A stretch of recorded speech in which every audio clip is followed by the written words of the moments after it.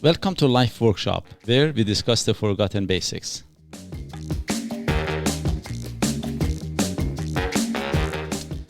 Hi everyone, again as usual, your most favorite people are here, Mo and Doug. And the subject of this episode is money. Shall we save and how? Before I get started. Yes, I agree. You completely skipped over me. The bestest, finest co-host. Yes. Hi, everybody. That's exactly what I meant. So before I start, I should say, when I say saving, I don't mean saving and stashing it in a pillow and, not the old school way. Saving means that saving a little bit and investing it somewhere. I got to take this back. Why did you decide on this topic? As a matter of fact, this is the thing, because I hear this very frequently that people, especially in this part of the world, they say that it's hard to save, and with this economy, which that answer hasn't changed. When economy is the best, they have the same thing. If it's the worst, they would do the same thing. So then, anyway, we had this conversation with some friends, and actually this friend asked that if I could do this. I said, sure. Because I think a lot of it is just a habit that we have. Mm-hmm. And then again, I'm going to go back. So when I say saving, I don't mean saving and stashing it in your pillowcase, but meaning that, be saving it and investing it and do something with that. Another thing is that when I went and on YouTube, I watched a lot of, podcasts about, not podcasts, and YouTube things about it. And often people, they teach you how to do it.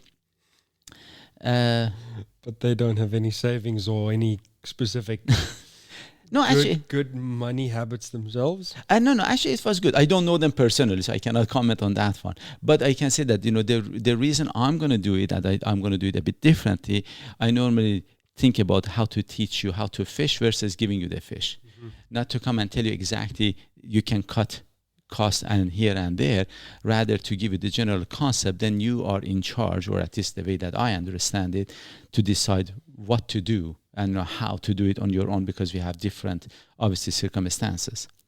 But as I said, very frequently we hear these people, they say, if you give them any money, any income they have, again, they will end up with no saving. Yeah. If just it's a habit. As a matter of fact, I believe there is a study that they say in China, normally people, they save 40% of their income, but in North America is only 5%. As a general rule. So 5% of the income doesn't... They save 40% versus 5%? That's correct. Meaning that, and actually when I came to Canada personally, my rule was this: I should live on 1/3 of my income. 2/3 should be saved. Yeah. And when I say 2/3 should be saved, it could have been gone towards paying for a house that I was going to buy too. That was, I would consider as a saving. Okay. But that I had a rule of 1/3 to 2/3 to saving. Now, very frequently people, they said, how can you do that? Well, very easy. There is this guy that I was watching on YouTube. He said that his dad, of course I don't say we should do that, but he said that he had a 10 one, and he didn't even make much money, but he was spending only $1 of every $10 that he made. He was saving $9. You probably made a lot of thousands then. Actually, he did. He did save a lot. Make. How do you only live off $1 out of He was living actually very, very frugally. And, he was buying, if you listen to his podcast, or YouTube thing, he would say that he lived very frugally. But of course, it didn't work every time, because sometimes some other things happened that he had to tap into the, saving. Right. But that was a general rule that he followed. But at the same time, once I had this, this accountant of mine that he said that he had a client who was a single lady in her 40s and everything paid off. And she was making $150,000 a year, but yet she was living paycheck to paycheck. So, and this is the thing. Wow. That's the thing. And this is incredible. And I say we are a slave of our habits. Yeah. It doesn't matter how much you make. You will find a way to spend it. You will. Yeah. If it's the habit and if it's the lifestyle, if you have it, you will spend it. Yeah. And if you want to save, doesn't matter how much you make. Again, you will find a way to save it. Yeah. For example, I had one of my clients once. I said, and the normal answer that you hear, oh my God, this inflation is so bad. The cost, these things. And how can you save? I said, do you smoke? And she does. Yes. I said, do you have pets? Yes. Do you drink? Yes. Then I think that's like $2,000 a month right there. Yeah. And she said, but you know what? So you mean that I should not live? I said, do you live by smoking, drinking, and your pets? You cannot live in a different way because I don't have the tree.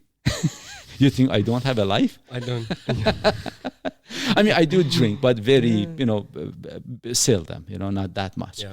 But, and this was the thing that, she was just, so you think I should not live? And I actually have been thinking about this, that, why do we connect the concept of living and having a better lifestyle by spending money?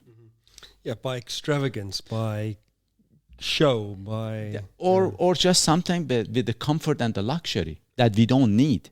Right. The luxury that doesn't serve us that much. Why? And we use some good words for it to justify it. And these words that I'm going to use, I'm sure, a lot of us we have used. Time to time, you have to treat yourself. Yeah, I deserve it. Yes. I deserve it. I worked hard and I deserve this. Well, you deserve to go for a nice walk and enjoy yourself. Yeah. I mean, sometimes I decide I deserve an ice cream. I don't deserve a new car. And this is the thing. We just come out. Or you need some time to splurge. Or you need to go take some money and find yourself.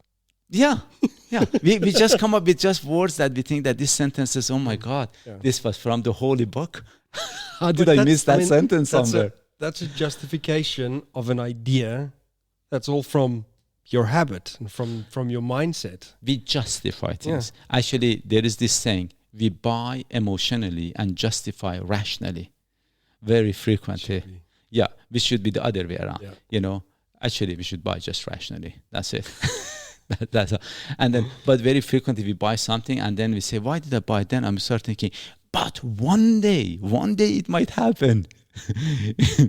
And that I might need it. You might need that apple peeler. Yeah. Yes. Yeah. So I had once this young lady as a patient of mine who was not making that much money, and she had gone and she bought a car. This is a few years ago. She had bought a car, but it's like $50,000. I said, why did you buy $50,000 car? You could have bought a second hand and nicer. She said, but I can afford it. I said, what do you mean afford? Did you buy it cash? She said, no, I can afford the installment. And honestly, it was the first time that crossed my mind. I said, are you kidding me? The meaning of afford was completely different to her than me. Afford meant I can pay the installment. I said, but if you lose your job, if your income goes lower, if some other expenses come along, is there anything as a backup? The backup was daddy. There we go. But is that a lack of education? Is that a lack of rational thinking? Is that, I think, you said daddy is there. Is it just, there's lack of respect for money? There are the things that we have not learned. There is a sense of security. Actually, a few things are there. One, we need immediate gratification. We want to live a life that we really can't afford. Yeah, that is one. Two, there is a sense of security in this part of the world. For example, even if you're really completely poor, you will never ever die. There are shelters, there are places that they can go and people help. But where I come from, I didn't have that sense of security, which obviously it has its good and bad things to it. Because I didn't grow up with that sense of security, the only thing that I was left with was me. Especially when I came to Canada, I was all by myself. So then you have no option but to make sure that nothing goes wrong. Yeah, if you're in that position, you do whatever you need to. And now I'm going to take it a bit further. Personally, for example, I used to play soccer, but I stopped. Although I love soccer, one reason I did because you're really bad at it.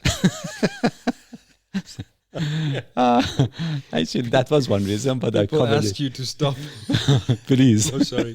Go ahead. But no, the very main reason was if I would get injured, the chance of injury would be higher in soccer. Yep.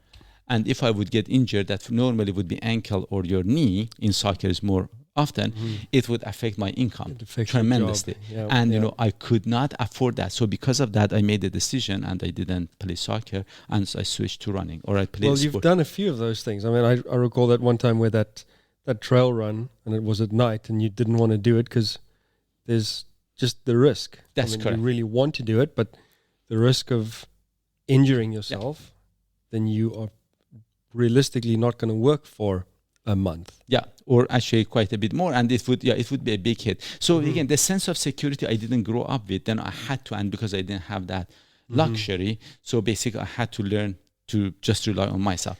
But in this part of the world, we have the security, but sometimes that security doesn't serve us the right way, because now we rely on things. And for example, 20-some-year-old goes by a car of $50,000 and uses the word afford when it means only for installment, and actually for that month, because the job is temporary too.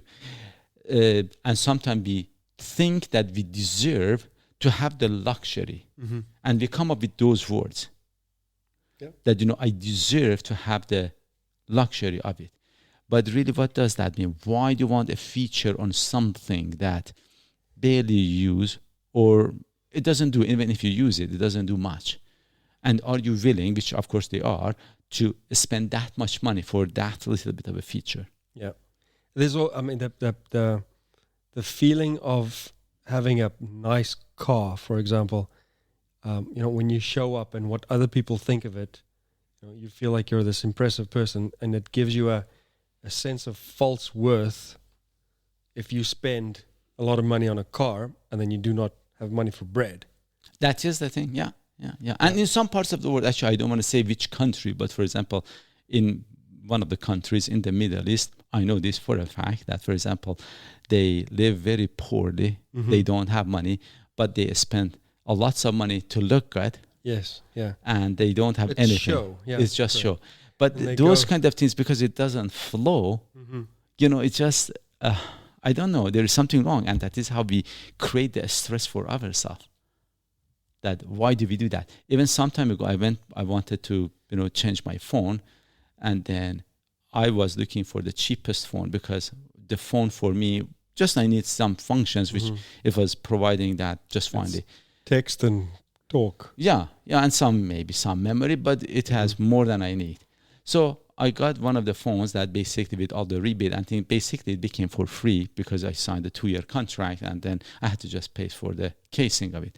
And then there was this young lady, which I'm guessing she was maybe 18, 20.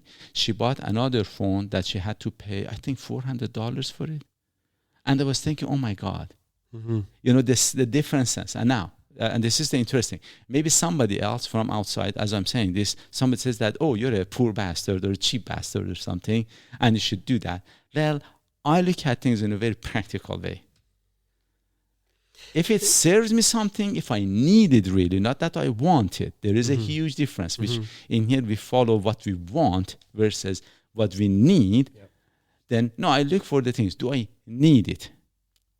And because of that, actually, they say if you have that weakness, then maybe just stop and wait for a few days. Yeah, think about it properly. Think about it. Do you really need this? Yeah. And maybe at the beginning it would be a bit harder, but after some time it becomes a behavior. It becomes a habit. Then you do it and with no pressure. So would there then ever be a time when you have saved your money where, in your opinion, you say, okay, you know what? I've saved enough for this. Sure, let's go and buy a new cell phone. The one that you want. Would there ever be that time? Of course, there are a few other things beside that, I should say. When I want to buy something, first of all, it's not just a matter of can I afford it.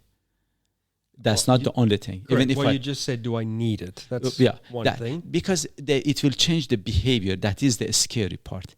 If I start serving my desire, it will just continue. Versus you just going keep rationally. Feeding it, Yes. It gets worse and worse. Then you want to, now I want this, I want that. The wants will just keep going on and on. And one thing that is sad about it, which I'm going to be very clear on this, If your happiness depends on the things that you have, you've got some issues. You have a problem, right? You have to fix that. If your happiness is based on objects. Yes. So sometimes people say, but this makes me happy. Maybe you need some help. It makes you happy in that moment. Yes. And then it's over. It's a pleasure. Emotional. It's a immediate, that gratification and those kind of things. And if you live off of that, it's a very expensive and dangerous line. Slope. Yeah. Yeah. First of all, you spend a lot of money, and it becomes a habit. Now you have to do it. This time is for this, next time for another thing. And each time you think, yes, this is the right thing to do. And the more you do it, you go, yes, this is correct. Yes, I need it. Yes, you keep justifying it. And, if you want to justify, you can justify anything. Mm-hmm. But you want to be realistic that, So because of that, I just hope that, as you're listening to this, you start thinking that, are you the one who buys based on the wants or needs? Mm-hmm. And if your happiness depends on it, if you say that makes me happy, you want to think again. That would be sad. So when you're asking that question, I am in a position personally, financially, I do okay, thankfully. But am I going to just buy stuff? The answer is no. Because it has become, first of all, a habit for me that I think, do I need it? Yeah. That is the first thing. And it's a good habit, and I'm not going to change it. Does it make me happier? I don't think so. The things that they make me happy is when I get together with friends, mm-hmm. When we cook and eat together, not as much when we go out. Mm-hmm. And so I have made new habits, which I think they are healthier versions. They are cheaper, they are healthier, they are, I think, in all aspects almost are better. And then, of course, I don't refuse going out, don't take me wrong, but those things are very seldom. But anyway, so this is one of the things that in this part of the world, especially because of the sense of security, because of the, again, immediate gratification, and sometimes hanging out with the Joneses, that we think we have to do that. And if you really get influenced by, that you want to, a lot of them actually, to be honest, it's your own thoughts. I don't think even the Joneses, if somebody's richer, often they don't force it on you. That, you should do this. Often they don't. Often it is yourself. Us that we think that, now I have to keep up with this person. Mm-hmm. Often that's the case scenario. Because I hear these things. I'm going to go back to this. For example, my house, that I have this high chairs, and they're ripped. And then they're used. Very well used. Mm-hmm. So they had a lot of rip on them. And then once a buddy of mine had come over, and he said, Mo, that doesn't bother you that, they are ripped? I said, no. Then he said, but it bothers me. I said, then you change them. And then I had another friend there that when he heard that, afterwards he said, you know what? That was rude. He should not have said that. I said, why? I said, he just expressed his feelings. He was not imposing it on me. I said, I didn't get that impression that he's imposing and forcing me into going changing something. And I'm not going to change because I live my life the way that I want. I listen to feedback, which I have said before. I look for feedback. I ask for feedback. But if the feedback, I don't find it accurate or healthy, I will not. Useful. I will not do it. But still, I didn't get that impression of him that he's doing it for that reason. He's doing it simply. He was expressing his own feelings. I mean, it's just no. But sometimes we flip and we switch it. We say that, but this is the pure pressure. No, it was not a pure pressure. It was just he expressed his feeling, and it's cool. Yeah, that's fine. That was just fine. But peer pressure is sometimes a thing. I'm sure there is, but I don't think it is as much as we say. Yeah. I think we have become a lot more sensitive. Correct. No, it's what you make of it yourself. Yes. Yeah, I think we have, this is my understanding, that we have become in a way that we translate things as a pure pressure. Mm-hmm. But it's not. It's your interpretation. Yeah, the same way that I might have said something that somebody else might think that is pure pressure. But no, I just expressed my, thoughts. That was it. Yeah, Giving your opinion. Kind of. Of course, my opinions are good opinions. Always right. They're Yeah. always right. But anyway, we will come back again. We'll do one more podcast about this subject of the shall we save money or and how, because I think it's a lot simpler than we think. It is just a matter of habit. And if you don't have that habit, it really doesn't matter how much you make. You will make sure to save it, or you will make sure to spend it. And then at the end of the day, that question of how much is enough, if it's in your DNA and it's your habit, it's irrelevant. To some extent, there are some facts around There this statistically. But if your lifestyle and your mindset is in the way that you live within your means, it's not a question that you need to be concerned with. That's correct. You can change the means. Yeah. But anyway, so we'll get back to this again. Again, don't forget, life is simple. We make it complicated. Take care.